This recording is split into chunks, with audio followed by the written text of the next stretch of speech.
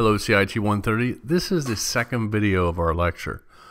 After I looked at the lecture, I realized that I didn't talk enough about JSF. So I wanted to include some additional benefits. What we talked about in the first video, we talked about JSF benefits, we talked about what is Java server face, we talked about the model view controller, but really didn't go into a greater depth of how it all works. So I need to include this or else I'm not doing you justice. So what will we learn here? We will talk about the components of a JSF application. We will discuss how JSF works behind the scenes. I need to make this font bigger. Perfect. We will also talk about JSF versions. All right, why is that not doing that? Well, it's probably because I don't have it set.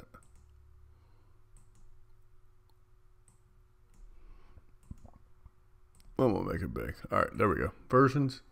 And we'll talk about application server support. Okay. Same thing as last time, just me doing it on a whim versus me putting a PowerPoint together. And the reason being is my week's very busy. All right, so let me get an image here. Copy this image from the internet. Internet has all kinds of stuff out there. All right, so this right here is a breakdown of what we're going to talk about: the web page, the beans, how they work together, and so forth. All right, so what makes up a JSF application as far as what is required to build a JSF application? A set of web pages to lay out UI components, your web page, which would be this guy right here.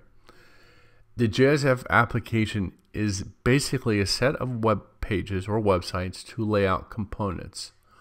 The JSF technology around this is called facelets.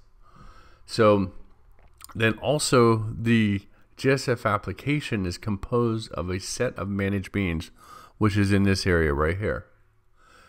Java code for holding your form data or also perform your backend operations like talking or communicating to a database, a web interface, or web service, so forth, would be part of this Java bean area.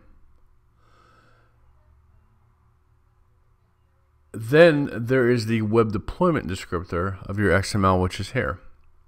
We have used this in our web services.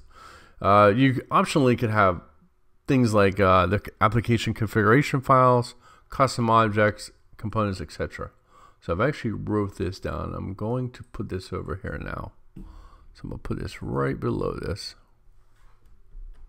so you can see what it is. Put another page. I apologize if you hear a cat in the background meow like crazy, because I'm making a video and she is trying to get in the door. And I have it shut because if I don't, she will be making crazy noises. All right, so this right here, I'll post this. Oopsie daisy. We'll call it our objectives of video number 2 lecture. Or you could look at this at least, either way. All right, let me see. What else do we need to talk about? So we talked a little bit about that. And we could go into a greater detail about it. So let me copy this image over here. Paste that. And you could probably zoom into that a little bit more. So I'm actually going to zoom in a little bit. So we have this JSF servlet, part of the JSF library.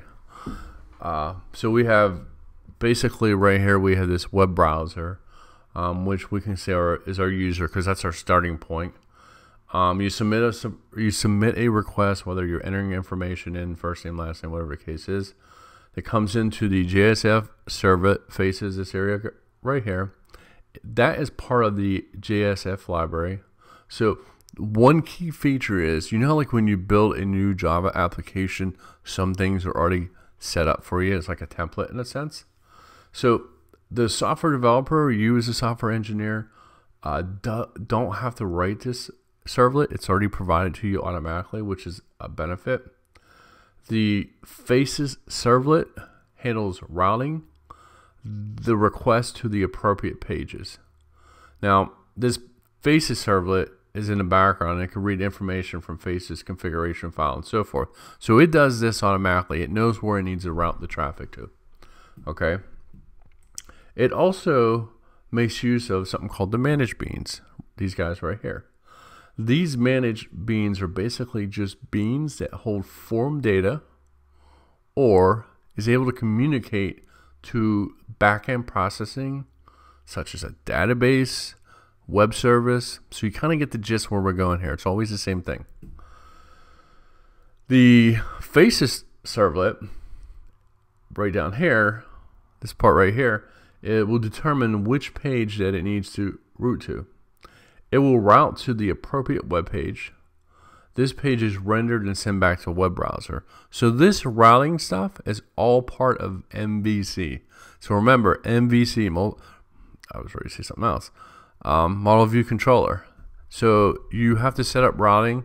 The way that .NET does it similar. You have to customize the routing, or you can use their predetermined routing. It gets a little tricky, but it works. Let me actually add that information here too. I wrote this down when I was looking at this. So let me put this below what I was just talking about. So those are notes to that. And I'll save these notes out there on the thing so you can have them. All right, so let's talk about versions of JSF. So there's multiple different versions out there. So 1.0 to 2.3. 1.0 came out in 2004. 2.2, which we'll use in this class, came out in 2013. 2.3, get this, came out March 28th, 2017. So that was like a stable copy, which a couple weeks ago. We're not going to use that version because I know nothing about it, and I might be writing code. And the thing with new versions, you have to understand what features have been terminated and which features have been added. So that's a part of that. So we need to really consider using what is more stable, what's been used more. So that's what we're going to do.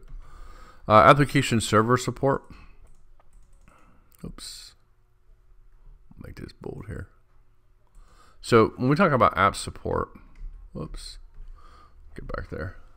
All right, so we're talking about full Java EE7 server. Already has JSF 2.2 libraries included, so you don't have to add it if you're using the version 7. So that's like if we're using Tomcat and we're using 7, this is already included. Same thing with JBoss Wildfly, which we didn't talk about that, but I'll add it here. 8, or Glassfish, which we did talk about that. 4 different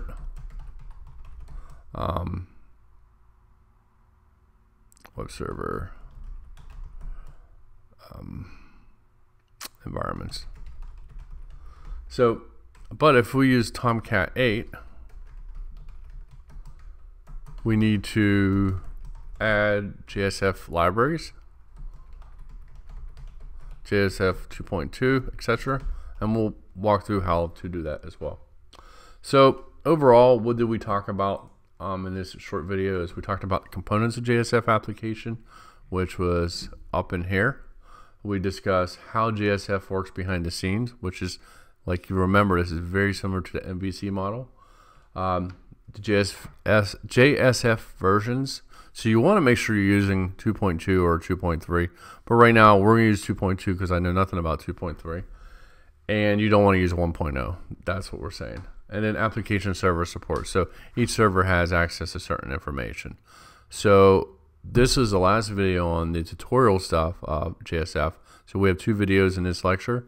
This is the second one. The next videos that we'll have will be in the library, and we'll be setting up your environment.